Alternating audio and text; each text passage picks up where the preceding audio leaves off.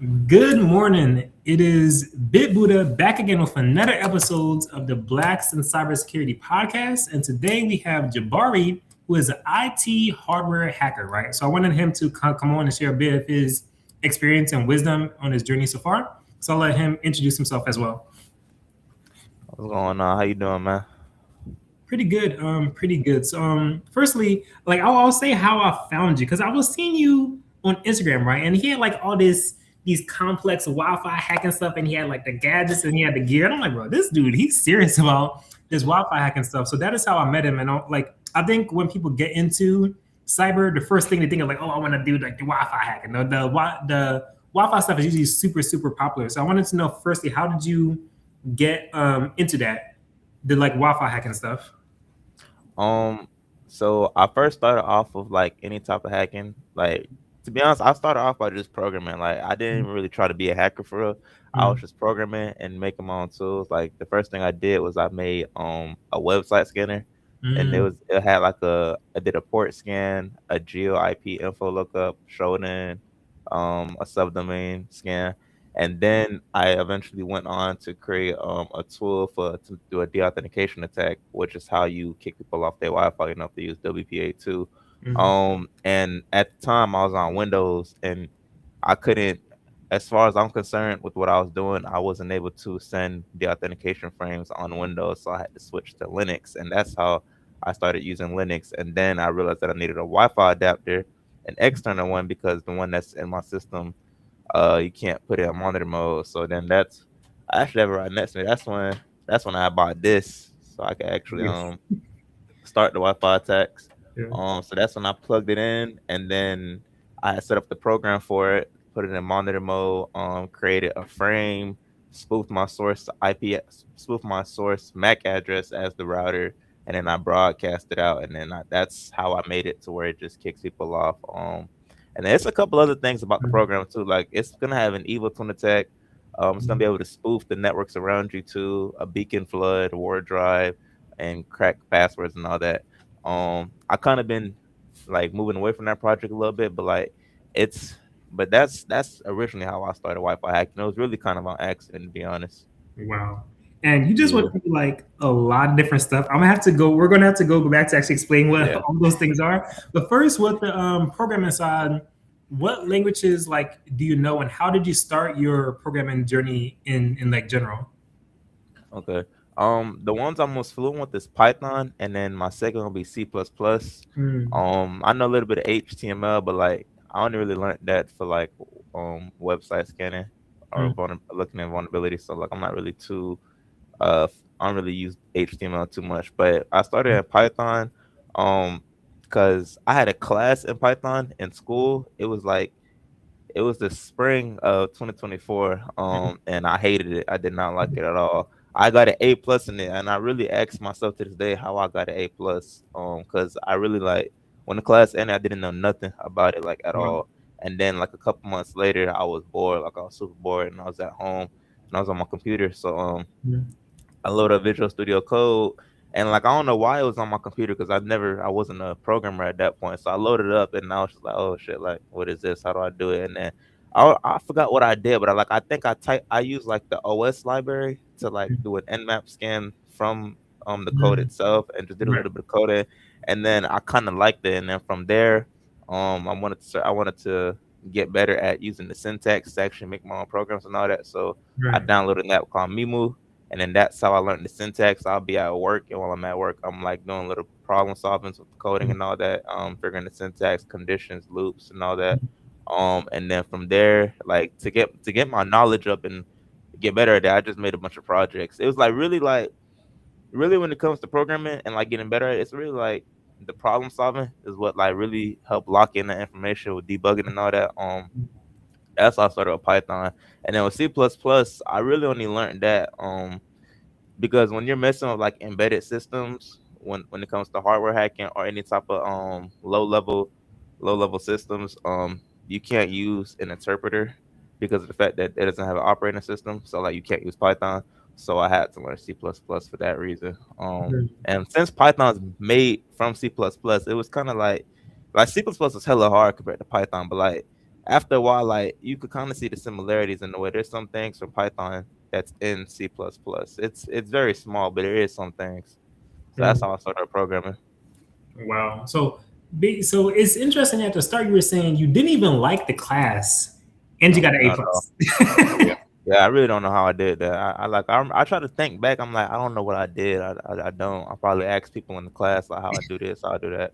Yeah, because it was not my thing. Yeah, so is it that you didn't like the way that they taught it, or you just didn't like the language itself? Because you're using it now, right? So I think that Yeah, now you probably like it. So did you just not like the way it was being taught, or I what? didn't like the way it was being taught. Uh, I don't like the way school teach at all. To be honest. yeah, Yeah, I don't I like it at agree. all. I Yeah, understand. I'm saying it's terrible. right. So you would say that you have more fun doing like the self-taught route, right? Yeah, most Okay. definitely. Right. Yeah, because I feel like once you do it self-taught, it could be a bit more. I think it depends on the person's like personality type and temperament as Mhm. well. But some people they need someone else to give them structure, but then some people they can make their own structure. So I Yeah, definitely understand because a lot of the stuff, at least in regards to like Linux, has kind of been self-taught. Like I mean, it definitely stayed in my head a yeah, lot low longer. key. Yeah, yeah. So That's and real. what like school did you go, or what school did you go to? What school are you in, or either or? So I go to community college right around the corner. It's called Hillsborough County Community College. Mhm. And that's where I'm going to get my associates, and then from there, I'm still thinking about whether if I want to go for a bachelor's to like switch to university around here after that. Mhm. But I might do that. It depends. I really don't like school, to be honest. I don't like the way. Yeah, I don't like the way it teaches, to be honest. Like everything I learned, like Linux programming, Yeah. any type of cybersecurity concepts, has really been on my own. So Mhm. like when I go into class to learn things, it's like it'll be about things that I'm already learning myself or I Wow. already learned. So yeah, I'm Yeah. just kind of sitting there bored, low key. But I mean, I guess I mean, I already started the journey. I guess I'll finish it. You know. Yeah, yeah. You might as well like So finish it because I agree. Like the way that school is structured can be it feels very ancient. It feels very very ancient, mhm, especially in like 2025. A lot of this stuff you could literally just learn online from free, like literally, like you learn it online for free, exactly. right? But there is still value in certain industries. They do value like the bachelor's, the master's, the PhD. So it kind of depends on where you want to go. And in what like state and like city are you in? So I'm in Tampa, Oh, Florida. you're in Tampa. Oh, I'm gonna be in Yeah, Florida next month. So we definitely got a link. Because I that's know a better couple than that. people in like Tampa actually. But no, that Oh, is you do? yeah, yeah, yeah. I used to visit USF. I went to USF for a couple hackathons. I didn't go there, but I Yeah, went to like USF for like a hackathon they had over there. So no, oh, that's that's really cool. crazy. I'll Yeah. be over there sometimes too, because I got a bunch of friends at US, so I'll be going over there. Oh, that's sweet. That's sweet. But no, so definitely stick with it. And so wait, so there was a lot of stuff you were saying earlier, right? Yeah. So all right, monitor mode, right? For people who don't know what monitor mode is, no, even before that, the Wi-Fi adapter, right? Could you explain the external Wi-Fi adapter and monitor mode for people who don't know what that is? Okay. Let me like pull it. So like I'm gonna do like a visual representation so it Yeah. make more sense. I kind of just keep this on my computer because I usually test it every couple of days. Mhm. But so basically, you already have a chip inside your computer, right? You have a chip inside your computer, Mhm. but it's in manage mode, which allows it to receive traffic on layer two from the router that it's connected to or access points in areas advertising beacons saying basically I'm an access point. You could connect if you have this password and go through this encryption and all that Mhm. stuff. So when you're in monitor mode, you're basically able to go down to layer two and basically inspect and view all the traffic in the area that's using the .11 protocol. And not even just that, but you're because you're able to view that traffic, you can also inject frames into the area around you. So you can't do that when you're in managed mode. Like you can't inject frames into the area. But when you're in monitor mode, you can. And you being able to inject frames, that's how you're able to actually kick people off their Wi-Fi. Mhm. Because you basically, so let's say like I'm just sitting here and I want to kick my neighbor off their Wi-Fi. So I'm gonna go on the program. I'm gonna do a scan of all the beacons in the area, all the access points. I'm gonna take their source MAC address for their router. I'm gonna spoof it to mine. There's gonna be like three MAC addresses. They're gonna be source one, two, and three. Source two and three, or address two and three. I'm gonna put it as the source, which is gonna be the access point that I'm gonna spoof, which is gonna be their router. And then source one is gonna be a broadcast address, so it's gonna be like FF. FFFFFFFFFFFF. That's the broadcast address. Mhm. And me doing that is gonna send that frame to anybody in the area, and it's basically saying anybody could pick these up. But since my source address is that access point, only the people on that access point will take it and go like, okay, they're telling me to get off the router. So it's basically telling the people on the router to the people on the that's connected to that router basically thinks, okay, the router's telling me to disconnect, so I'm gonna disconnect, but really it's not the router, it's me. But they Mhm. think it's the router because I spoofed my source address as the router. I see. Yeah, that was like the main flaw of WPA 1 and 2. So Mm, like once WPA 3 came out, it kind of it fixed that because now it has encryption on layer 2, because like the mm, router has to sign the frame now, and if the frame isn't signed, then the device will not accept it. mm, But you could still perform the attack on WPA 3 networks because some devices can't take WPA 3, so you could do like a downgrade attack. mm. Um, and like 80% of households still use WPA 2, sadly. So I mean, Wow. yeah, See? yeah, a lot of people could still is yeah, and then that's just really one part. I mean, you could kick them off their Wi-Fi, and then when they try to reconnect, they're sending a hash. The router's sending a hash to their phone, Mm. and in between that process, you could capture that hash, and you could try and crack it. And once you crack it, you got the Wi-Fi password. Wow. I see. I see. Hmm. All right. So first, I think we should probably say this. This is only for educational purposes, right? This is only for educational purposes. It's so for people who are learning more about the cybersecurity industry. Firstly, but so with managed mode is basically like the person could only receive, right, and then with like monitor mode, they could receive and inject, right? Pretty much. We're close. I would say you could say it as managed mode as being like you're seeing the traffic that you're only supposed to see, versus Okay. monitor mode, you can see all the traffic Okay. in the area and Okay. also inject traffic off of layer 2, if that Mm. makes sense.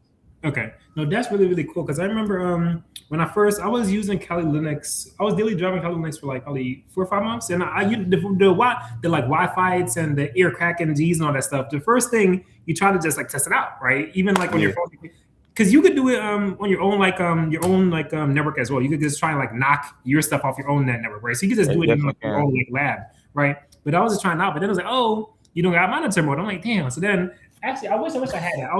I was in Ecuador and I went to the store and I got this super old like Wi-Fi adapter. It was like $10 or whatever from like years and years Yeah, and years ago. But I was using that just to kind of test it out myself. And it was like pretty fun because like in modern day, a lot of things are wireless. Like a good yeah. chunk of what people do is wireless. Not a lot of people Mhm. have LANs. A lot of people are even that's not even like a thing for most people, right? So Yeah, this is it's not something to lucky. be aware of. And this is also why like a lot of people say at like airports or coffee shops to like never connect to like public Wi-Fi because there's people who like could do a lot with that. There's people who could do a lot of different Definitely things is. with that. And there was a couple other ones you're speaking about as well. So the evil twin attack, like what is that? So basically, with the evil twin attack, I'm basically gonna advertise myself as an access point. So let's say there's an access point called coffee shop. I'm gonna advertise myself as coffee shop too, and the people around me connected to that network, like let's say they're connected to the actual coffee shop and they have like 2 bars. I'm gonna make sure my signal is stronger, kick them off that network, and so they automatically connect to mine. And then Oh, from there, you could have a captive portal, wow. and the most realistic ones I've seen is they will have like a Google captive portal where Mm, you connect to the network and a Google captive portal pops up and it's gonna mm, ask you your email and password, and it looks like so realistic too. Like some people probably wouldn't even know they'll fall for it. Like the URL at the top literally says Google too. So like they'll think it's real until like you actually tap it and see that it's just a lookalike, but it's not the actual Google mm, URL. But wow. that's really how it works. And then once you type in the information in the captive portal, it goes back to the attacker.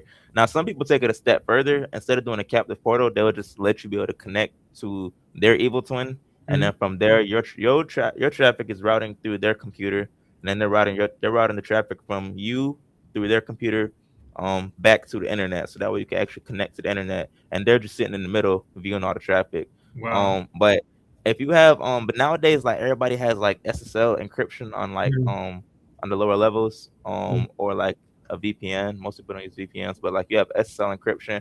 So when it comes to man in the middle attacks, they're less common now. mm, But there is something people would do, or they'll forge DHCP and then have you connect to a specific IP, or DNS requests. Some DNS requests are they're unencrypted, so like you can still manipulate that sometimes too. I mean, there's different ways you could go about it, but I haven't really experimented with that part so far, with the man in the middle part, because that's it's a little, it's very illegal. So I just left, yeah, I just left that alone, to be honest. Yeah, I Yeah. only, yeah, the captive portal part, yeah, but like the other part, no, I just left that alone. So Right, right, yeah. Because it's like it's interesting because you want to test the file, but it's like, I can test it out, but like, how illegal is yeah, this? Like, how yeah, icky is this? it's hard to test it out and like stay within like a legal area, to be honest. Like that's the Right, only right. thing. I'll be having to tell my friend come over or go to their house and Mm, like maybe test it out then. yeah. But that's really like the main way, to be honest. Wow, wow. And so we were speaking about a lot of the wireless and Wi-Fi hacks, right? But you're saying so like you're an IT hardware hacker, right? So tell me more about the hardware side of hacking, because to me, I think about the first thing that comes to mind is like reverse engineering, right? Like people are like reverse engineering like hardware stuff, right? But from your like view, like how is the like IT hardware hacking been, or how is that journey going? Okay. So I just started this journey because I realized that because at first I was doing like wireless hacking in general, and Mm, that involved Wi-Fi, of course, but then it mm, also involved Bluetooth and BLL, Bluetooth Low Energy. mm, Um, I'm I just bought like a Bluetooth lock the other day, and I'm gonna try and hack into that. mm. So that's where the hardware hacking comes into. Ah, But the way I'm gonna try to hack into it is through BLE, by sending like write requests to the lock, to see if mm, it accepts it and if I could get through to it, or if I could just send like malformed packets to it and if it'll like make it crash, or yeah, if it'll make it crash and then it unlocks itself. That's where the BLE hacking comes in, which is a part mm, of wireless hacking. Like wireless hacking is like a subset of hardware hacking. Um, mm. and so that's where that part comes in. Now when it comes to hardware hacking, I want to be able to eventually like take those specific hardware, and then like I'm trying to, the goal is to be able to take it apart and then plug into the UART system and then plug it into my computer and like dump the firmware, the Mm, UIDs services, and like from there, I guess you could say you could reverse engineer it, but really to see like how it works on a lower level inside of it, like how is it sending Bluetooth connections, how is it encrypting it, how is it forming all this and that, and that's where that part comes into. And then the fact that, and I said IoT because most IoT is vulnerable, or it's made by, you got IoT stuff from companies that aren't tech companies, so they naturally aren't yeah. as secure, so they're kind of, it'll be like easy targets to legally hack and test on, as long as I buy it myself, I'm legal, so Yeah. that's how I'm testing that out. Wow. No, that's not fair enough for that. Yeah, that's interesting because like thinking about it, yeah, wireless and hardware, they're like the left and the right hand, like or the Yeah. front and back of the hand, because they kind of go hand in hand in a sense, right? Because if you're Mhm. hacking the Wi-Fi, you're going back to like a router or a modem at some point you're going back to hardware either way. So it's very, Yeah. very fascinating to like view it that way. And you're speaking I was about thinking about, I was thinking about that too when I first found out that it was underneath hardware hacking. So I was like, wow, like it's underneath it's like a whole domain right, right. underneath another domain. I was like, that's Yeah. that's pretty cool. Yeah, and that's why I have a lot of respect for like just I like the IT stuff in like general because we're regardless of how abstract people are getting, right, like everyone is in the cloud and everyone is in AI, right, it's still Mhm. going back to like the hardware, it's still going back to like the CPU, it's still going back to the transistors either way, That's regardless of true. where you're at, so I That's feel like true. that's why it's important to know both aspects because I feel like in modern day, if someone is going to tech, you got to learn like the Python and the JavaScript, so which is important, right? But earlier you were saying that Python is built on top of the C languages anyway, right? So you might Yeah, as it well learn is. like where it came from, because Yeah. me, I'm getting more into like the Linux space and like basically the entire Linux kernel is mainly C, and they're adding Rust to it. But now I have to learn C and Rust, which lets you Mhm. understand things at like a more kernel like level, So I definitely support people just learn both, like you could be very Yeah. abstract and just do like AI and cloud stuff all the time, or you could be literally be in like the kernel and tweaking little different like kernel, Yeah. So I definitely feel like people should spend time studying both, definitely. I need to learn Rust. My friend was talking about that. I need to probably look into that one day because I know it's a lower level language, right? With Yeah, yeah, Rust, yeah, yeah, yeah. I Yeah, need to take a look at it one day. yes, I would say it's probably one of the most popular languages now. Honestly, no. I know Python is probably the most used, but in terms of like the hype I've heard Yeah, about it, what's coming up? right. What was like coming up? Because especially I think it was I think it was earlier this year. The government literally issued. I think this is kind of messed up, but the government literally issued like a report saying, "Oh, like all because C has kind of been what a lot of our operating systems have been built on, right, for like 30, Mm, 40 plus years, right? But then yeah, the thing about Rust, it's more like memory safe, right? So to use a yeah, I analogy, saw that. yeah, C will like if you want to shoot like if you want to shoot yourself in C or do anything, it'll like do anything you want, you got it, right? Yeah, You have the same power, but it's like, hey, slow down. Like and you first, got like some safety rails, right? yeah, exactly. It Yeah, gives you more like safety rules, and that's why a lot of people are like moving towards that. Which and it's been interesting seeing them added to the kernel because the Linux kernel that's like the mothership, like that's like the core of yeah, like what a lot of everyone is doing. So to see them definitely is. added to the kernel, I'm like there has to be some value in this because if they're adding it to the kernel, that's pretty deep. So I definitely feel like seeing Rust is things that people should definitely keep up with, definitely. And Yeah, they finna be pulling those together. I seen that. yeah. So it's definitely interesting stuff. And so the war driving, I think I know what this is, but I want you to describe it because you probably are a lot more aware of it. So what is war driving? So it's basically when you drive around and just so all the access points around you, you're basically just collecting those, the information Mhm. about it. So the SSID, the BSSID, the encryption type, the channel it's on, and the area you found it at. So Mhm. the Latin longitude of it. You're basically just taking all that and collecting it and storing it. And most people put it in a CSV file and they'll upload it to a website, wiggle.net. That's like a crowdsourced open source website for all war driving information.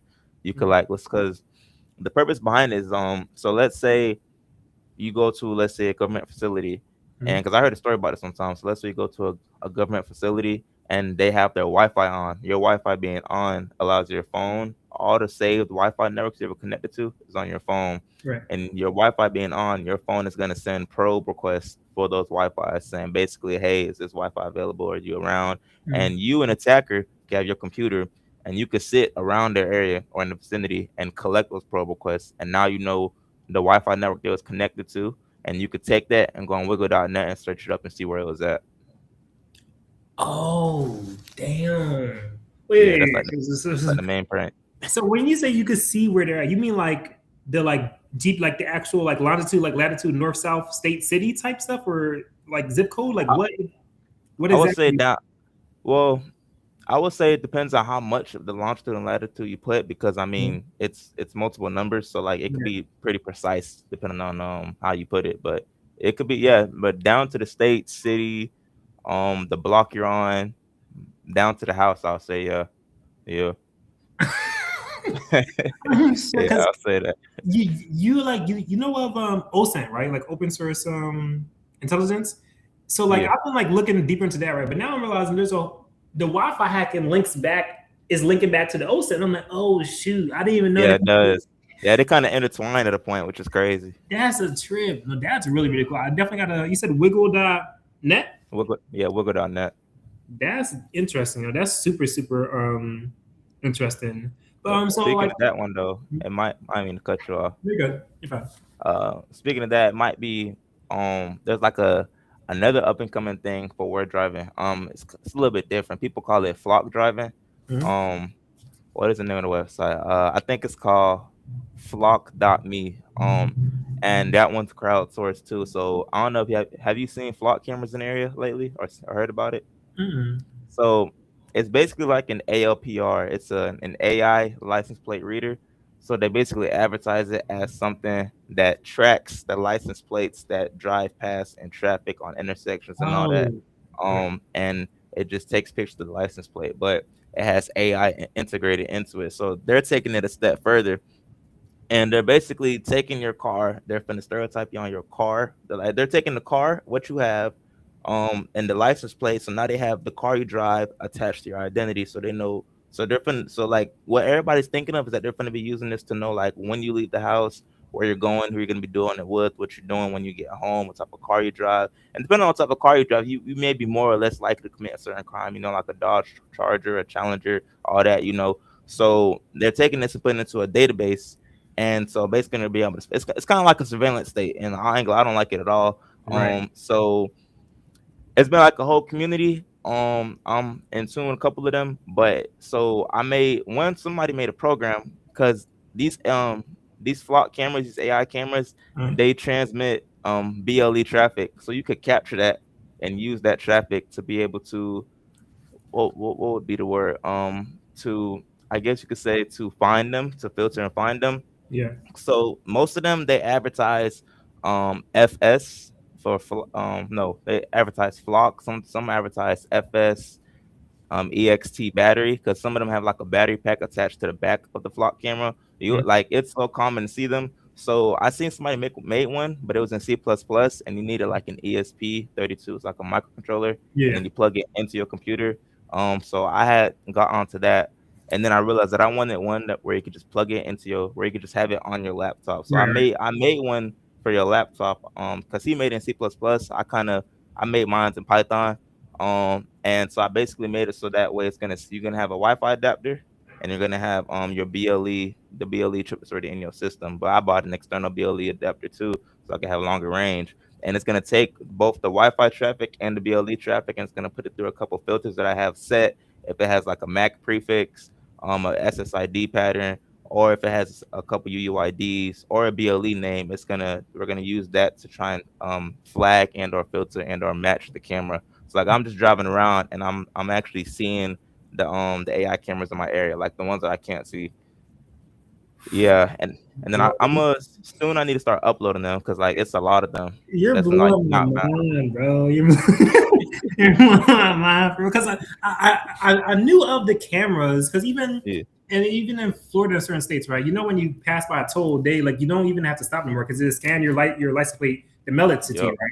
I Mm-hmm. knew that was the thing, right? But then the fact that AI is integrated with it, and Yeah, now the common like this normal civilians pretty much because they see all of that as yep. well. It's it's bittersweet because it's cool that we could see it, but also again, it's bad that like they're viewing everybody. Yeah, Like, that's the crazy part. it is. I seen a report. I think somebody got wrongly convicted because of the fact that they had an AI camera, Right. and the cop thought that they had a victim. It was Wow. like a whole family. They literally took them out on the street, put them on the ground, and I think they had the wrong person. I Wow. didn't read the whole thing, but that was the headline and the description below it. So I saw a Wow. little piece about it, but Wow. yeah, it could be pretty bad, low key. Wow. Yeah, I saw a similar article. This lady, she was living in like the suburbs in like a gated community or whatever, right? Anyway, um, someone else had the same vehicle model as her, right? And then the other guy, he was like suspected of a crime, right? But then they knocked on her door. It was like, we saw your car leave your house at this time, and you go here at this time, and you go here at this time, and the police was like, Oh, I think I saw that. yeah, and I I was think I like, what saw the that. Yeah, I'm like, fuck? that's crazy, bro. That's crazy. And Yeah, then I think he literally said, if it was in that video or something similar, but he literally said, there's nothing that goes by. yeah, yeah, There's yeah. nothing anybody does or do that we don't know about. I'm like, dang, Literally, like so they admitting they got a surveillance state. I'm like, that's they're blatant crazy. with it. They're blatant with Yeah, it. they admitting it. Ooh. And this it makes me it's bittersweet because I'm glad I'm aware of this at least. So now I could think of ways to kind of just like avoid or prevent. But it makes me Yeah, sad because I feel like a lot of people who aren't in cyber, these things they won't know about this until like it's 15 years later and they already harvested all your like data like anyway, like so I'm that's glad that valid. you're sharing this stuff because it's something to be aware of. Because at first hearing it, I was like, damn, well that's sad, that's scary. It is, but I feel like this is why it's more pertinent that we develop things and create things to kind of like help protect us to just kind of have our own awareness in it. So Yeah, I'm definitely glad you're kind of bringing this stuff up. counteract it in a way.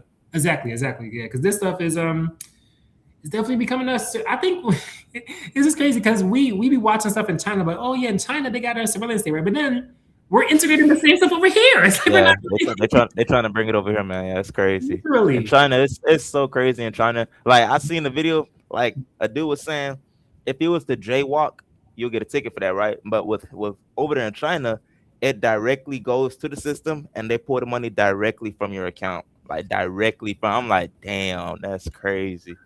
That's Yeah, crazy. yeah, it's critical. But this is it's a trip. It's a trip. Um, Definitely is. I wanted to ask you a bit more about so what do you do outside of tech and cyber? Because clearly you're very very passionate about this stuff. But outside of tech and cyber, like what are your other like interests or hobbies or passions? Um, I'm not for lie. I low key program for fun. I mean, I do it to make the tools I have now, and I'm Mm, gonna use it to advance my career. But like, I could like literally do that all day. wow. So like, yeah, like I would like low key say that's like probably the number one thing I do for fun. I Wow. used to go to the gym and work out for fun, but like as I get older, I start hating that. I have to force myself to go.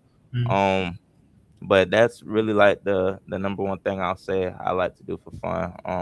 Yeah, like, it used to be working out, going to the gym, but uh, I'll probably put that as second place now compared to wow. programming. Low key, yeah. So those That's are my top two things.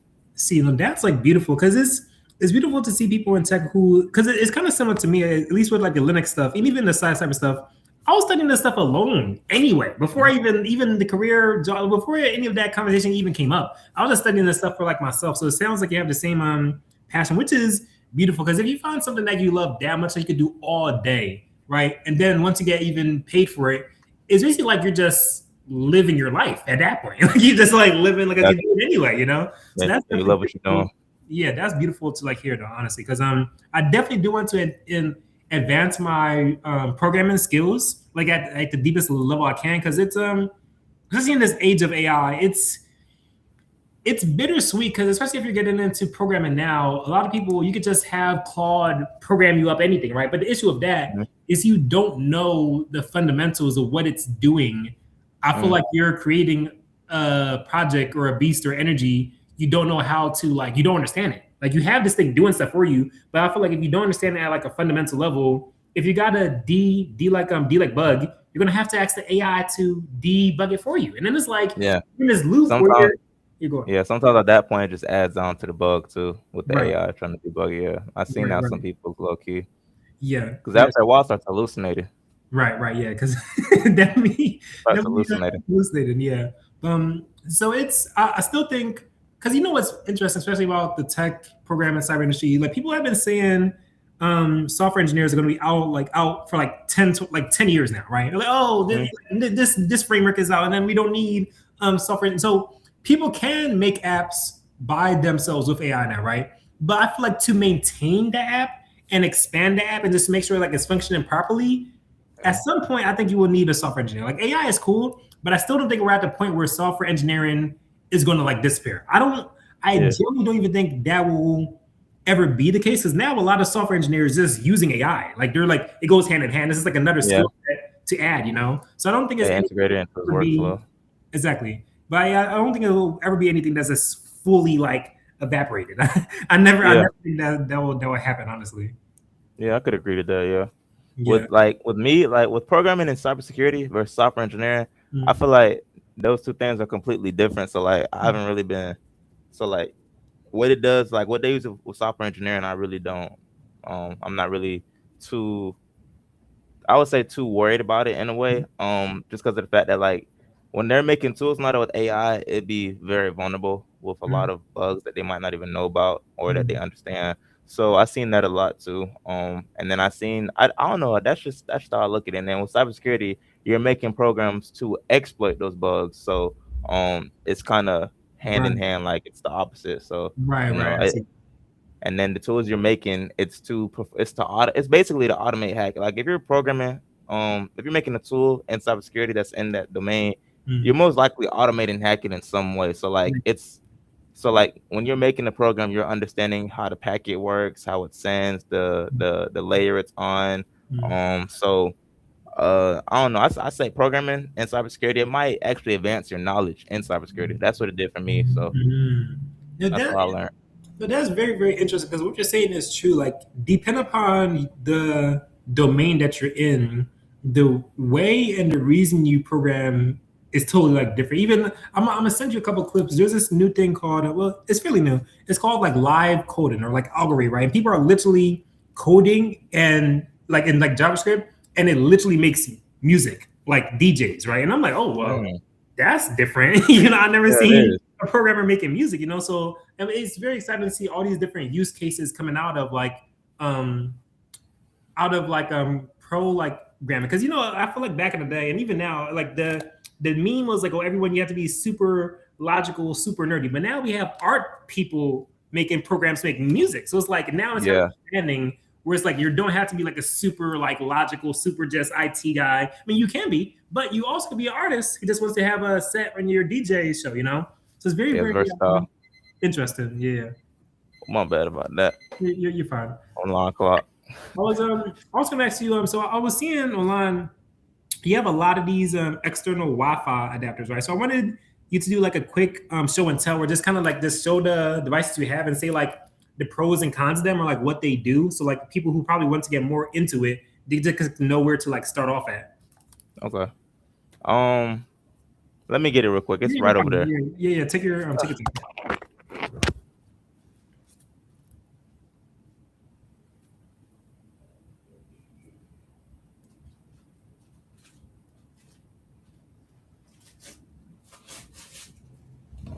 Yeah, so like James like unpause it. So like when you're like ready, we could like start again. All right, I got a couple of them. Okay. So let me see. So I just bought a Bluetooth adapter. So this is one of them. This is for when I'm because I'm gonna start trying to do BLE hacking. So I bought a Bluetooth adapter so I can have better range. And then let me get my Wi-Fi adapters.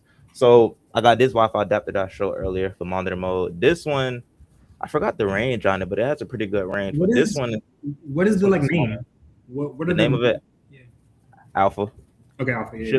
Trippy AL, yeah, ALFA Alpha. You can find it on Amazon. That's where I buy mine from. And this one is basically the same purpose. It's just that this one, I'm more. You could be more discreet and it's Right. smaller, so it's more portable. That's the Right. function of these two for any type of wireless LAN traffic lookup. But the only thing is though is that I realized that with the Wi-Fi adapters, you can't use them for looking at Bluetooth traffic. Mm. So that's why I had to buy a separate Bluetooth adapter because of the fact that they use two different protocols and like so like Mm. the radio frequency and the way they observe it is completely different. So I guess that's how that works. Mm. Um, but let me get this one in real quick. All I gotta do is this one, put this in. All right, and then this one. This was part of the embedded programming that I said I was doing. The program is in C++, and then I have the external adapter. I have not got a case for this one yet. I know I can. I just haven't because I kind of put this project on pause. To be honest, I started making it in like September, and then I Mm. started working on something else. Mm. But this one is gonna allow me to perform. It's gonna allow me to jam. It's gonna be a 2.4 gigahertz jammer basically. So Bluetooth and BLE operates on the 2.4 gigahertz spectrum, and it's basically gonna allow me to just send a bunch of malformed packets Mm. at that layer. And so Mm. like if you have a Bluetooth speaker or a Bluetooth keyboard, it won't work. That's basically Mm. what it's gonna do. And Mm. so I'm pretty sure in theory it could jam Wi-Fi too, because Wi-Fi operates at 2.4, Mm. 5, and 6. So if you're using a 2.4 gigahertz Wi-Fi, it's gonna jam that too. So Wow. that's basically how that one's gonna work. I wanted to add a couple other things to it to where it's able to. I think the other thing I wanted to add to was like a evil twin or just Mm. being able to do a DOT attack, but I Mm. haven't got to that one yet because C++ is kind of it's very complex. So Yeah. it's been taking me a while. Yeah, it's very complex. I'm not gonna lie. And then I don't know if I have. So there's this tool called a Marauder. I don't know if I have it charged. Actually, I can just plug it in. If it's not charged, it is what it is. Mm. All right, so I have the front of it taken off because of the fact that I was experimenting with it. I was putting an external adapter on it. Give me a second to turn it on. Uh,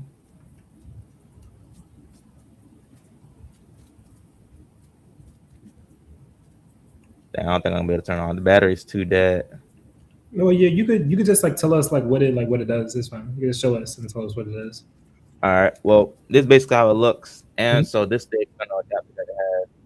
This is one you could buy. The developer of it's called his name is Just Call Me Coco, and so Mm. basically the firmware is called a Marauder, and so basically It's like a suite of a bunch of different Wi-Fi and Bluetooth attacks. So you could do an evil twin attack portably from this.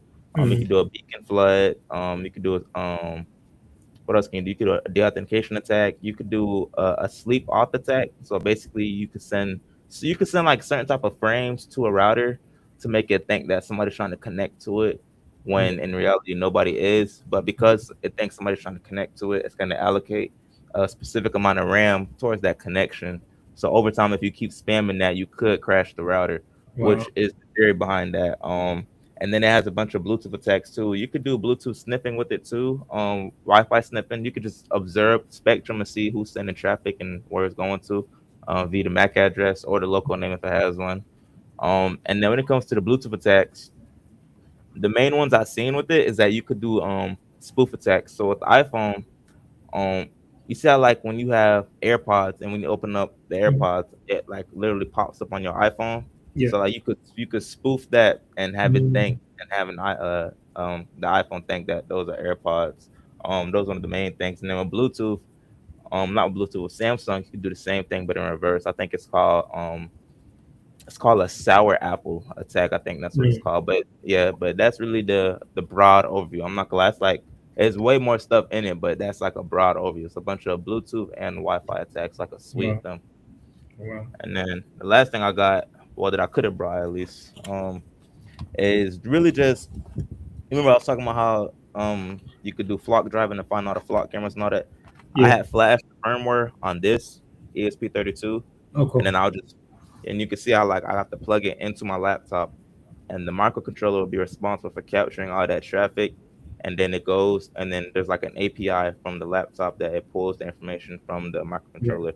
I found that very cool. So then that's where I made my own program, so that way I don't need to have it on the ESP32. I Right. can just do it directly off the laptop. Right. Right.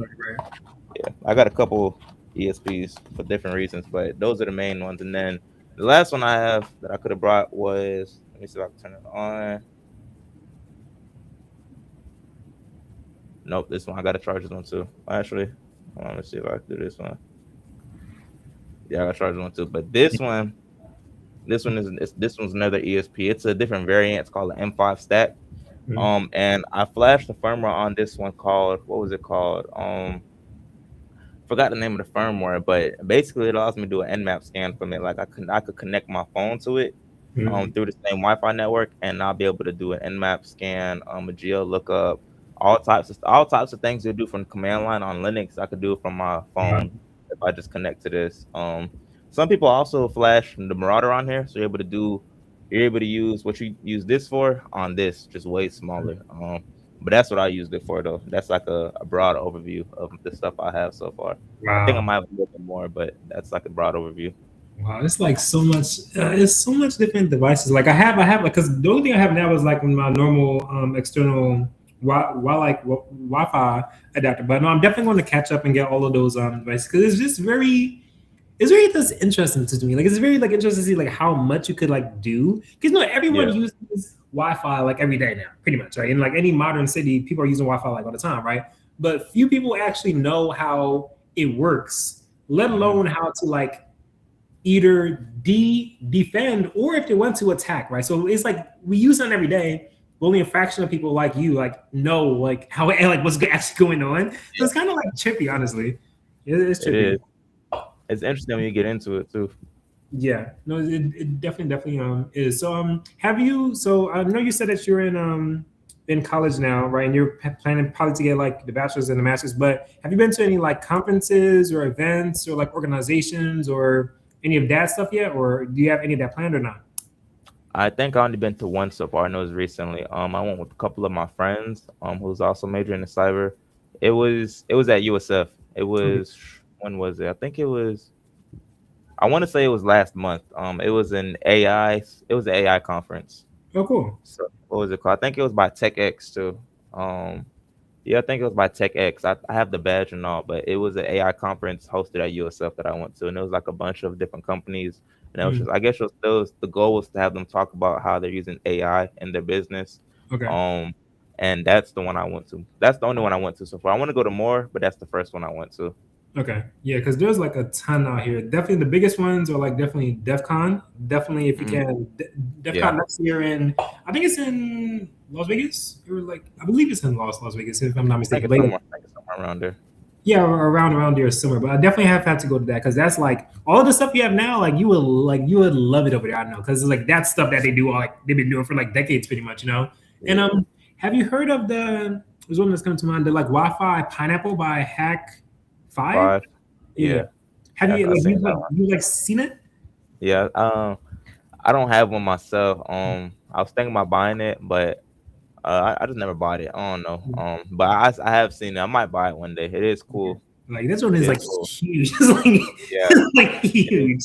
Yeah, it's Yeah. cool. Not gonna lie, Yeah. it's cool. And Yeah. they're making a new one too. I think it comes out what's today?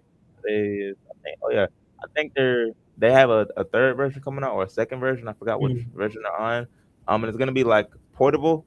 It's gonna Mm. be the pineapple, but portable on like an actual little like portable device where you can control everything you could do from it right then and there. Um, One of my friends is gonna get that.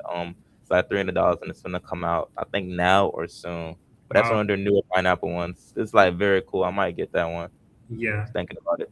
Yeah, it's really, really cool. Like I'm definitely excited to get all of those gadgets as well. I wanted to ask you, so how did you learn C++? Because from my understanding, C++ is literally one of the like the hardest modern like programming languages in like Yes, general. Like I everyone who believe says so. like C++, that's like high level stuff, right? So how did you start with C++? Like how Yeah. did that happen? So I'm not gonna lie with C compared to Python, like the time frame is like way different. Like C it took me like way longer to actually grasp the concept of things. Mm, So I had to read a bunch of documentation for it. When the library I was using, the mm, library most people use to program the embedded systems, they're pretty common. Like I was using the Arduino library. mm, I forgot what the other one is called, but it was Arduino library, and it has like a lot of things. Like even though C level or C++ is low level, and so mm, you got to do extra programming to control more things. mm, A lot of the things were like they were kind of done for you. Like they had a lot of things that are built for you. You can just okay. take that class or method and just build on top of it. Okay. And they had good documentation too. So I Okay. for read that for a couple days actually, because yeah, there's still a couple things that I don't understand in it. But I just read a lot of documentation. I'm not gonna lie. And Mm, then I would take it and I would try to implement it into my code. And obviously, when it fails, I have to go back to square one and try to mm, debug it. mm, Because of C++, when it comes to the errors, like I thought Python was bad, but with C++ is like really different. Yeah, because like I have it plugged into a microcontroller, so if there's an error, sometimes I don't even know there's an error because it's not like it's on my terminal; it's on the computer itself, the microcontroller um, itself. So yes, like you mm. have to have it print to the terminal too while it's working on the ESP32. Oh, I see. Um, yeah, and then sometimes I'll look at other people's code on GitHub and like see what libraries they use and how they use it. I'll say that's a good way to learn too, because Mm, then you can see like how it's actually used. mm, And that's how I did that. And I would just take the libraries and search up documentation for it, and then just read mm. that like a lot of it. Wow. That's how I did it. That's cool. So, did you know you wanted to do um the the embedded stuff? Do you know you wanted to do the embedded stuff before you started with the C plus plus? Yeah, that's why I did it. Only reason why I did it. So I think that Yeah. that's the key thing to programming in general. Because usually people ask, "Oh, what is the best programming language?" It's not what is the best programming language. It's just what fits your use case. And if you Hmm. know what use case you want to do, you will learn whatever to reach that point. Even now, I have a lot of app ideas, right? So now I got to look into like Flutter and like React Native and Yeah. Kotlin and Swift, right? I never touch mobile stuff, right? But I have a very clear app idea in my head, right? So I'm willing to Hmm. learn that stuff to make my idea come to fruition. I feel like that's a good place to start because I think some people just go get into like programming, like, oh, I'm just gonna learn the language, right? And you can go with that route, right? But if you have a specific idea or business or project or app or site, right? If you have a specific thing in your head that you want to bring to this reality, and you have Hmm. to learn this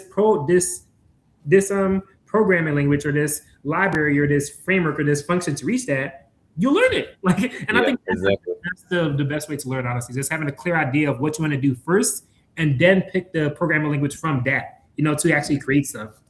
That's true. That's real, yeah. Because I know there's a specific programming language for each use case. So yeah, I agree with that. I definitely Mm. agree with that. There's no like better language. It just depends on your use case and what you want to use and how it fits it. Yeah, yeah, yeah.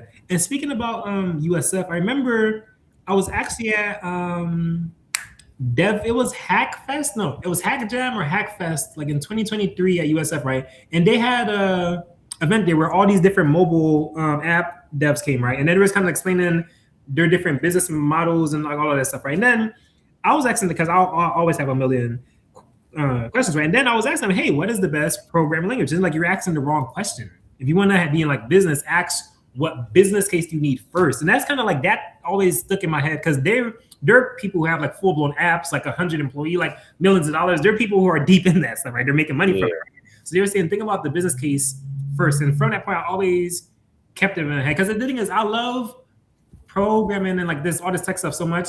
I could just be like learning forever, right? But if you're not creating stuff, it's like cool, bro. You gotta like create something, like create something. Like regardless of how small it is, like a hello world, regardless of what it is, just create something that you actually like.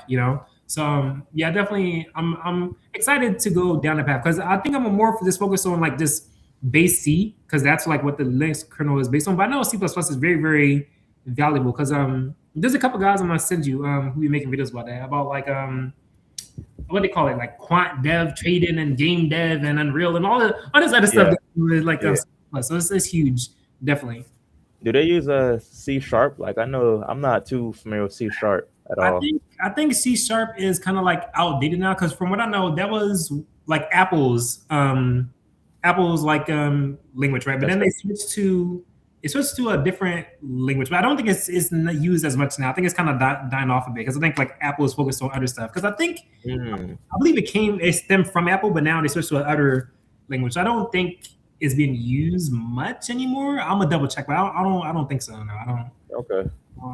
Yeah, I haven't heard. I don't know much about that either. So yeah, yeah.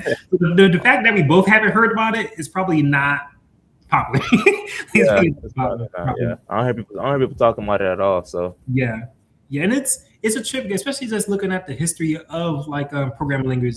Like, because even I just like the history. I just like going back in the history and just seeing like even certain ideas that came from certain languages, like what they call it, the RIPL, right? The RIPL, the read, evaluate, print, whatever, right?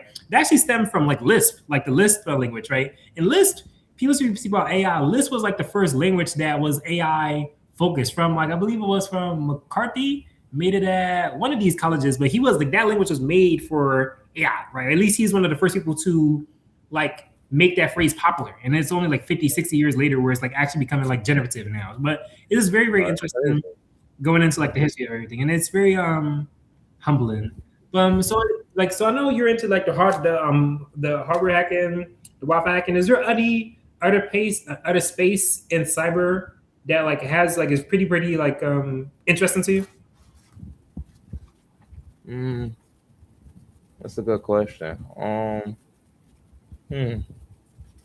I guess I'm still kind of exploring around, so I don't think I'll know. Like at first, I thought maybe I'll try cloud because I had like a mentor helping me. I had went for a couple cloud certs, and he had me working on a couple projects with him in the cloud. So I thought maybe that I wouldn't mind doing that, but I think hardware and wireless hacking, I think I'll like that the most out of everything. To be honest, I think that's like my main thing I like. But it could be other ones though. I don't know. I mean, I can always find out new things. Right. And that's the beautiful part about tech. You could explore, and the thing about it, even if you explore different parts of tech, even outside of cyber, they always like come back at a certain point. They always kind of loop into each other at a certain point. But no, definitely keep exploring it until you find, well, you said like the hardware stuff, you're leading towards that. So stay with it because the thing about tech, there's 1,001 shiny things to do, right? People say, oh, get a cloud cert, get an AI cert, get a data science cert, get a data engineer cert. It's like, oh my God, it's like, y'all want me to do all this stuff, but it's like, what do I actually like? And I'm realizing as time goes on, Linux, like the terminal, the command line interface, like that's my home, right? That's like my home base, So that's why I'm focusing more on it now. Even though there's like more shiny stuff, even though there's probably stuff that have higher salaries or whatever, right? It's like I think just being fulfilled I feel like it depends on how much people value that, right? Because Yeah. people, I could be a cloud architect and a freaking data engineer right now, right? If I wanted to, but that stuff is not like it's cool, like it is interesting. Like now, like for work, I've had to learn a lot about data breaks and like data engineering and all that stuff, right? And it's interesting, right? But it's not. Linux is more interesting. Like now, like to Yeah. me, you know, like Linux, like I the understand that. one is more interesting. So definitely, stick with the stuff you're passionate about. I always like recommend that. But of course, people got in your career, you sometimes got to take steps to get to where you want to. Like one of my coworkers, she wanted this role, right? But then the company offered another role, but it was like times five what she was making. So I mean, you got to just Dang. weigh it. You Yeah, got you definitely do that. to. Well, no, that's definitely cool. And also speaking about the certs. So do you have any like what are the certs you have or what certs do you think that you will be working towards? So I literally have them on my wall. I have the Scissor Plus, the Security Plus, Network Plus, the AWS Solutions Architect, Mm. AWS Certified Cloud Practitioner, and then a Python cert called the PSIP. Those are the three, four, five, six. Those All are right, the six certs I got, or seven. But yeah, those are about the six, seven certs I have right now. sweet, sweet. Yeah, so you're already like clearly on like the like path because all those like I've heard of all those. I was studying for my cloud one as well. I got to get back to that one. And I got my Tech Plus and Sec Plus, but now I'm like going to more so Linux system admin stuff of like the whole Red Hat stuff. So I'm leaning Mm. towards that now. But no, you are definitely already on the journey and path. But yeah, we have like a couple more minutes left. But I wanted you to kind of give. So say if someone wanted to get in cyber, right? What are like no, not let's be a bit more specific. Say they wanted to get into like Wi-Fi hacking cyber, right? Mm. What is like the first things you recommend? Whether it's like a distro or like a website or a course, like what path would you recommend for them? Um, I guess I would say Kali Linux. I don't really use Kali Linux too often, but I would say Kali Linux. Because that's kind of where I started from. Like it's on my laptop. I mainly use my main computer, which has Arch, but I would say Kali Linux because of the fact that it's well, first of all, it is a good Linux distro to start off with. It's Mm-hmm. simple. And then they already have some. I think they already have some Wi-Fi hacking tools in it, like they have Wi-Fi, which you can use that to just sniff out the Wi-Fi hashes and crack it from there. They also have another one called what was it called? It was called Fern. That one is like a whole GUI for Wi-Fi password cracking. That one is pretty cool. So I Mm-hmm. would say maybe look at that and then probably look at how the protocol works on layer 2 and 3 because you're really capturing traffic from layer 2, which is where the frames are sent at. And then I would say, yeah, I would say look at that and see how it works. That's like the main thing. That's really what I did. I spent like a couple of days just looking. Like even now, I would still, because like even now, like on layer one of wireless hacking is like a whole different thing because it's like it's a bunch of zeros and ones that go up into hexadecimal. I'm like, yeah, so I don't really mess with all that, but it's still new things that you can learn and all Yeah. that. So that's what I do. Like usually I'll take ChatGPT and have him explain to me how this protocol works, Right, and right. that's pretty good at breaking things down. Yeah. So that's how I would start off. Or if they like programming, maybe make their own program with it. But I would say they could start off doing it like that and Yeah. test it on themselves, and then maybe get an adapter from Amazon, put it in monitor mode. Mm. Just keep it ethical. That's my Yeah, thing keep I'll it say. ethical. Keep it ethical. Keep it ethical. Definitely, definitely. No, yeah, no, that's cool. I definitely recommend Kali as a start, as well as like a hacking like Linux distro because I think it's the most popular. Even on your phone, you could get Kali Linux on your phone now. You know, so it's Yeah. like a beautiful time to you can literally get a Wi-Fi hacking on your phone, which is beautiful. You know, but I definitely recommend that as well. I recommend that you look into Black Arch because Black Arch is like Arch, but it's with like hacking tools. So if you're using Arch already, you might as well be using like Black Arch because you're already like halfway there. There's also Parent OS and there's also Pentu, which is like like Wi-Fi hacking one based on Gentoo. So there's like a lot of different ones out there, and like I think out of all of them, Black Arch is like the most. It has the most tools though. Like it's not as GUI friendly, but it has a lot of like Wi-Fi hacking tools. So definitely look into Black Arch because I think you're already in Arch. Like so you might as well just Yeah. make the leap. You know. Um, That's real. I yeah. seen that too. I was thinking about like, cause I'm finna get another laptop, and I seen Black Arch. I was like, maybe I'll try to flash it with Black Yeah. Arch and see what it's like. Right. Test Right. it out. Yeah, yeah, definitely let me know how it is once you test it. Yeah, so Also, we're about to close out, but giving the people any of your social media, any of your projects, your GitHub, YouTube, like all of your contact, just give it to the people so they can stay in touch with you. I got you. So my GitHub is nsm-bari. My Instagram, I think it's both my Instagram and Twitter will be nsm_bari, and it's gonna be two eyes, everything. But honestly, my website will have all my links. It's nsmbari.com. You can do two eyes or one eye for that. I own both the domains, but that one will take you to my LinkedIn, my Instagram, my YouTube channel, my GitHub. And yeah, all four. It'll take you to all four of those. So it has everything. And it has like my email too for like personal queries too. Sweet. All right, cool, brother. I definitely appreciate your time and you sharing your like wisdom because this stuff that is super, super like interesting. Like especially like even personally, like this stuff is just cool to me, you know. But I'm definitely sure that people will get a lot of value from this. Yeah, so appreciate your time and energy, and yeah, we'll see you all next time.